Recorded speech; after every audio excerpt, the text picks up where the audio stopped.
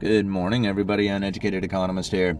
So we've got kind of the sun in the background there. Let me see if I can cover that up. I thought I'd talk a little bit about the housing market today. We have some situations that are now taking place within the housing market when it comes to the home builder sentiment.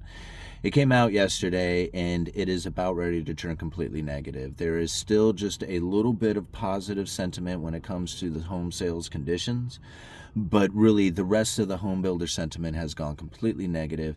And when you think about like how far negative home buyer traffic is, it's like down in the 30s on this index, and we have to think anything below 50 on this index is negative, anything above 50 is positive, and then like home buyer traffic is down in the 30s, really dramatically low. So it doesn't look good for the housing market when it comes to sales conditions and the home builder sentiment. Now, where are the homes going to come from? Like if we have a low inventory and the home builder sentiment is low, where are the homes going to come from? Like I was even talking with a home builder here in my local area. For those of you who don't know, I work at a local lumber yard. I do retail sales for a living.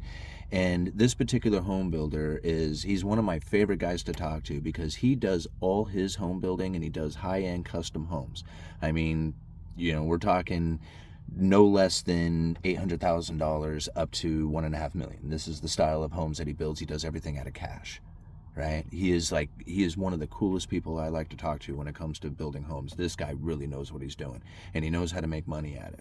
And he told me something very interesting before this report came out, was that he was getting out of the game. He sold off some of his properties. He's going to chill out for a while. He doesn't want to start any new projects.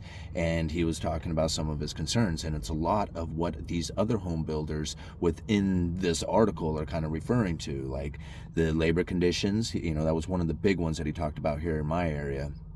He says that the cost of labor within just this particular area compared to where he is from himself, which isn't that far away, is dramatically different. He says like the labor costs here are, double what it is back where he's from. So he actually hires guys from where he's at and he brings them out here. He has a house that a lot of times that they can stay at, that he has built here, that is like his own personal home.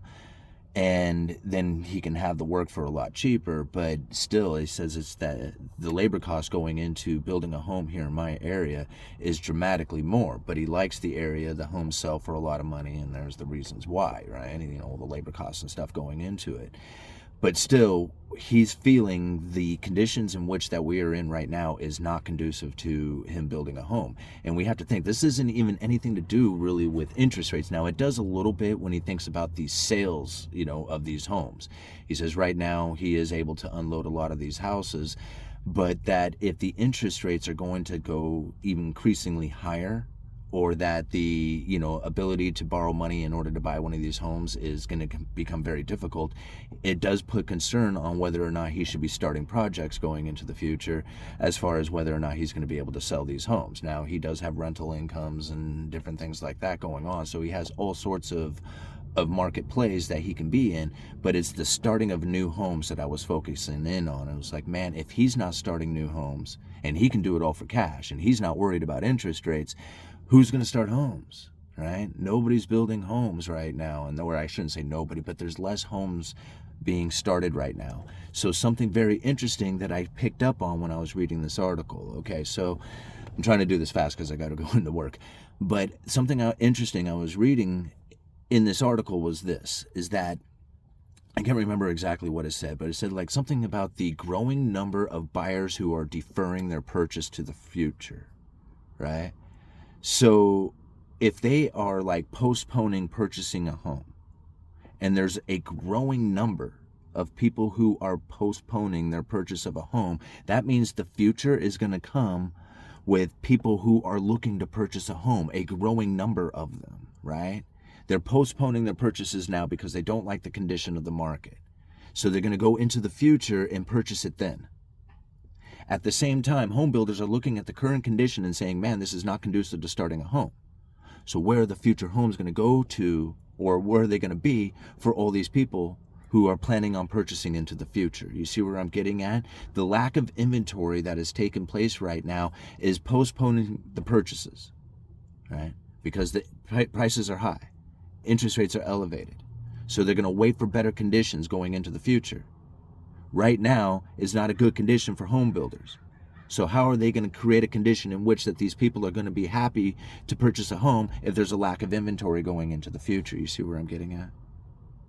And so this is one of the things that I think a lot of people should take focus in on, right? Should pay attention to, is that where is the new inventory going to come from? And again, I have to think, okay, so maybe it'll come from the rise in foreclosures, and this is something that a lot of people have brought up.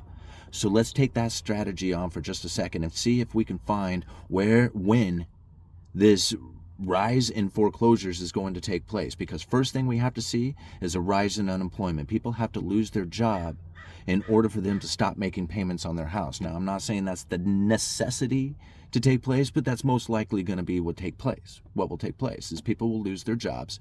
There'll be a rise of unemployment. We'll find that the delinquency on house payments will begin to rise, and then the foreclosures will begin to take place. How long does that take?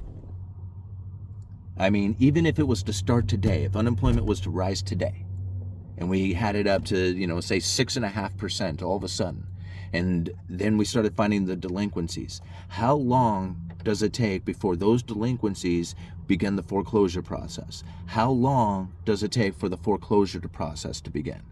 How long or does it take place and before you finally find yourself completely out of that home and then it's going up for auction? When there is a flood of this taking place, that process begins to extend ever increasingly amounts, all right? So that pretty soon the amount of inventory coming onto the market is really depleted even more, because these homes are not in a process of which that they can be auctioned off to add to the inventory. They're stuck in a foreclosure process. Right? And then how long does that need to work through before you start finding the inventory begin to rise? And at that time, we have this growing number of people who are looking to buy a house. How many of those people are going to be buying those things at auction before they even make it to inventory, right? Before they even make it to the market? See where I'm getting at? Is this like, if the home builders aren't building homes, if people are not building homes for themselves, like literally going and picking up 2x4s and constructing the house for themselves, then where is this new inventory going to come from? I mean, we have an apartment complex here in my local area that has essentially been condemned, I believe, for all intent purposes, because the foundation isn't stable. It's sinking, right? It's not even completed. So now here is all this apartment possibilities for living conditions for here in my local area, and it'll never come to fruition, right? So now what? Even tougher housing condition here in my area because of it.